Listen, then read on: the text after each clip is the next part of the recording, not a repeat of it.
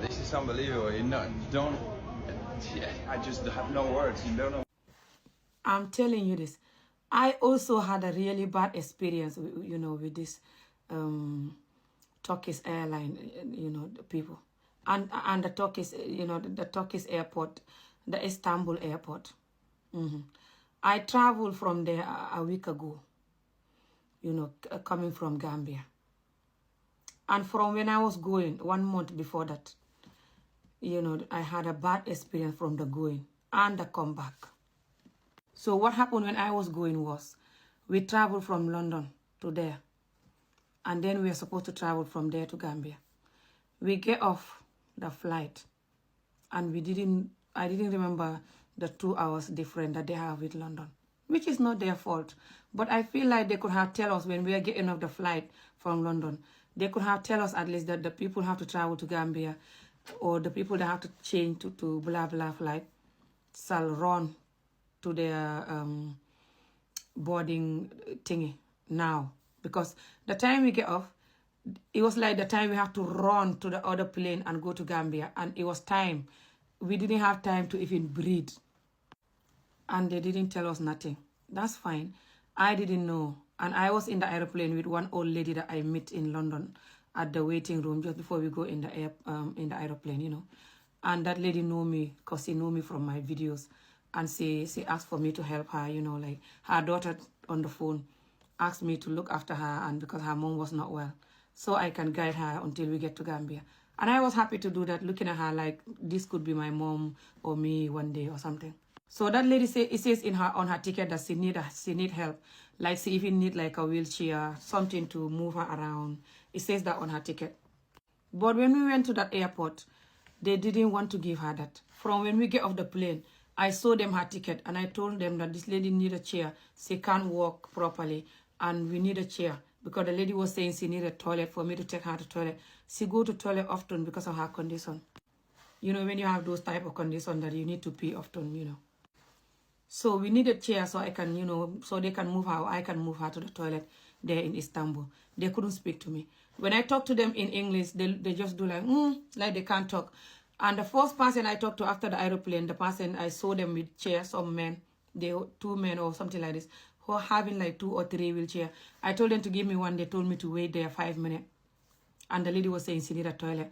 So I said to her, let's keep moving. So we keep moving. It takes a while to find that toilet. When we finish, I keep looking for chair the whole time. And anytime I see them with chair, I talk to them. They tell me like, they do like they can't talk to me. They can't speak English. Or they just like I'm just some alien. So after she finished with the toilet, she then told me to check when is the flight going, because this airport is very easy to miss your flight. I went and asked one of them, and the person told me that we have to run right now. I remember the gate was D11. I'll never forget that. And that D11 was far like hell from where we were, and the lady can't walk. And we had to go there, and the lady was like, just can't walk. Everything was so slow. We don't know where to go. We keep asking, and they keep telling us, keep going that way. And there was a time I was crying like a baby, because the lady don't like those, what you call it? Is it called escalator or something? Those electric stairs thing that, keep going. She doesn't like it. She said that she fell on them before. She can only use a lift. And one of the lift was not working.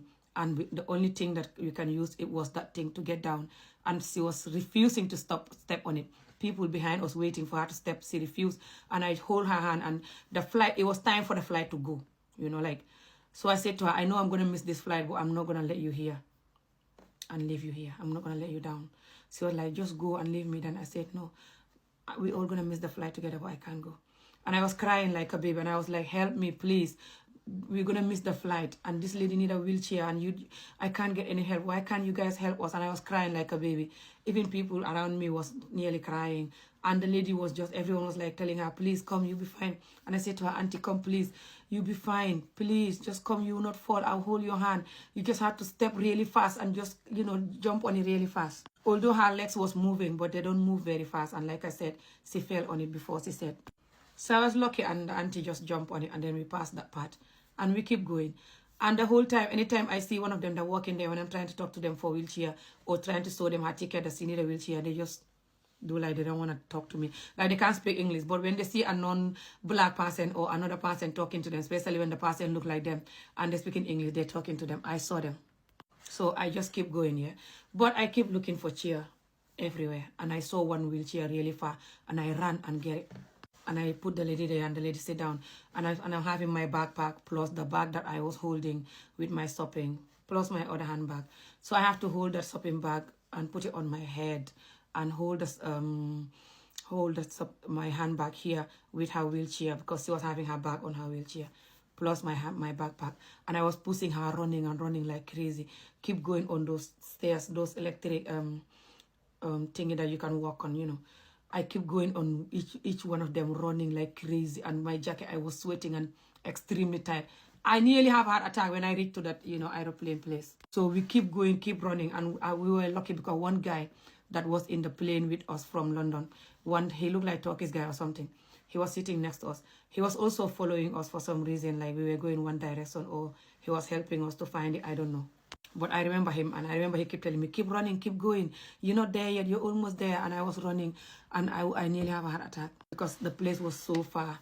And, you know, I was so tired and hungry because I traveled from Scotland to London. It takes me 12 hours to get there, and I got there in the evening. And I have to sleep in the airport until the next day, 4 o'clock, before my flight to Istanbul. So when we get there, they say to us that we can't go because they already closed. The flight to Gambia, Banjul, it was red. Everybody, it was empty. You know, that room was empty. Everybody already left and went to the plane. And I said to the guy that, please help us. And he said, no, do like this to us. And the door was closed. And I was lucky that guy, and they were closing the door like this. And the guy that was behind us, he ran and start talking to them their language and speak and point the lady in the wheelchair and talk. Even though they can see the lady in the wheelchair, they say no to us. Although we were late, people were already went, but they were all not in that plane yet. So after that guy talked to them and they let us go, they asked me to, okay, come. And then I came in, they asked for our documents, you know, passport. They look.